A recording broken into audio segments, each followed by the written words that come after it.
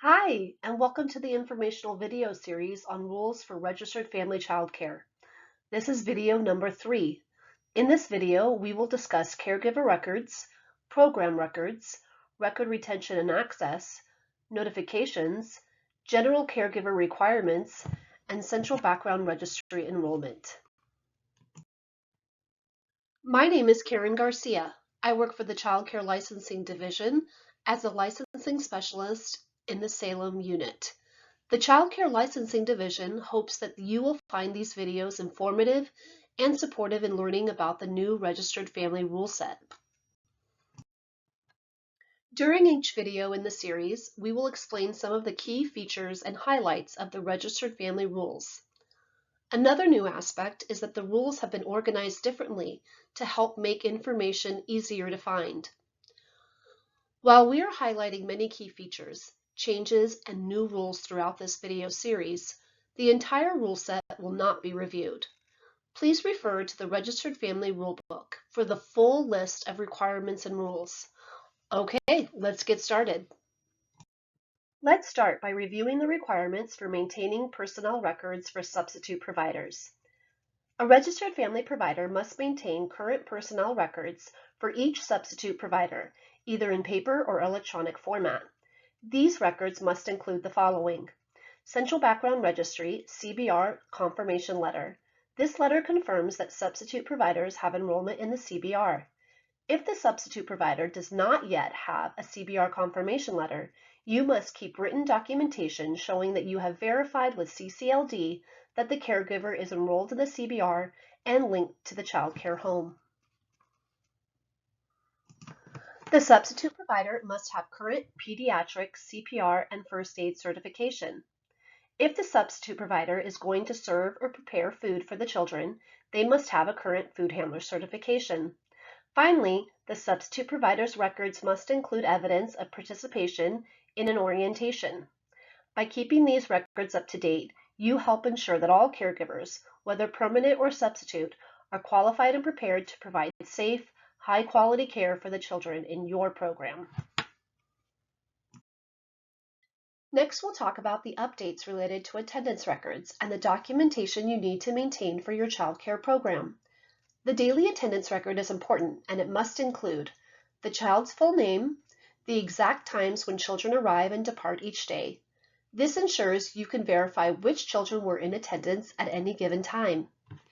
In addition to attendance records, there are several other important pieces of documentation that must be maintained. If a substitute provider is caring for children, you must document the substitute's name, the dates they provided care, and their arrival and departure times. This ensures that there's a clear record of who was responsible for the children at any time.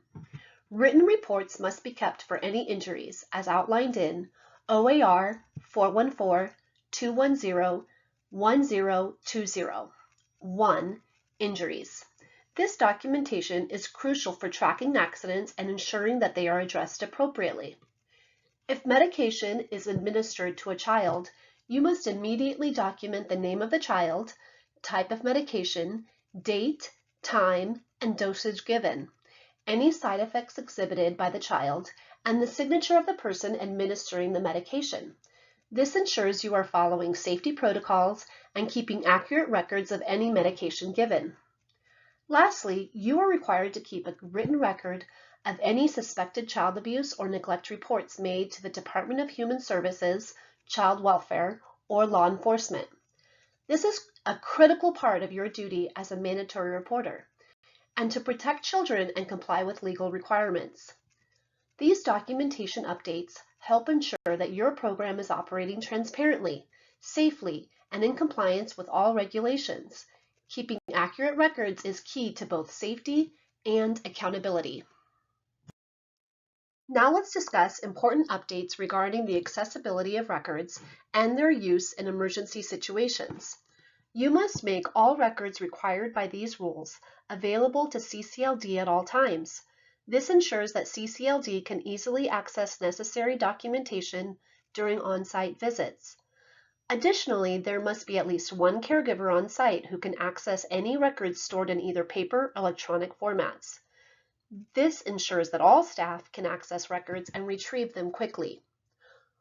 One critical update is that electronic records, including but not limited to children's records and the current day's attendance, must be portable in case of an emergency evacuation. This allows ease of taking records with you quickly and securely if you need to evacuate the child care home. For electronic records, you must also have procedures in place to ensure prompt access during an emergency. This includes having a backup system, either on-site or off-site, to safeguard your records and ensure access in the event of data loss. Whether through cloud storage, an external hard drive, or another secure backup method, it's essential that these records can be retrieved when needed. These updates focus on ensuring records are both secure and accessible during routine operations, as well as in the event of an emergency, ensuring that your child care home remains compliant and prepared. Next up are updates related to required notifications for serious injuries and incidents. The new rule requires that any serious injuries or incidents be reported to CCLD by 5 p.m. of the next business day. This ensures that incidents are addressed promptly and that CCLD is kept informed of any serious situations that may occur in your program. There is also an expanded list of situations that must be reported to the child's parents immediately and documented. These updates are aimed at improving communication and ensuring that both the child care provider and parents are informed as soon as possible about any serious incidents that may affect the child's well-being. To support you with remembering who needs to be notified about what and when, CCLD has created a document with all the information you need. There is a section on when to notify parents immediately, when to notify parents at pickup, when to notify other state agencies, when to notify CCLD by 5 p.m. the next business day, when to notify CCLD as soon as possible. You can find this and many other helpful forms on the DELC website, oregon.gov/DELC. Click on the word Resources and then enter the form number into the search box in the chart on the page below.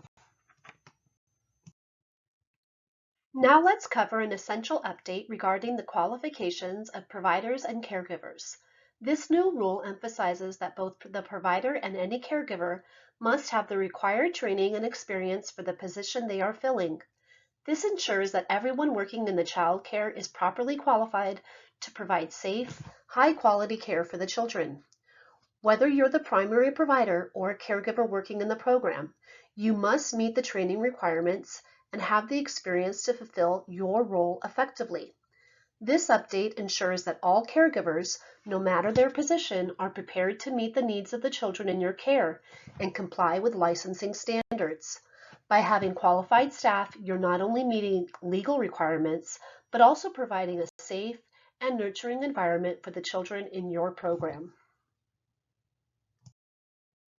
Next, we have an update regarding individuals who may live on the premises of your child care home, such as those living in accessory dwelling units, and their involvement with the child care program. If there are individuals living on the premises who do not have any access to the child care space or the children, there are specific allowances in place. These individuals are not required to be enrolled in the CVR, as long as they do not ever interact with the children or have any access to child care areas. This is designed to ensure that only individuals who have direct contact with the children or work in the child care space are subject to the CVR requirements. If someone living on the premises does have any access to the children or child care areas, they would still need to go through the background check process and be enrolled in the CVR. Thank you for watching this video in our informational video series. You can now move on to the next video in the series. If you have any questions, please contact your licensing specialist. For more information, visit our website at www.oregon.gov/DELC.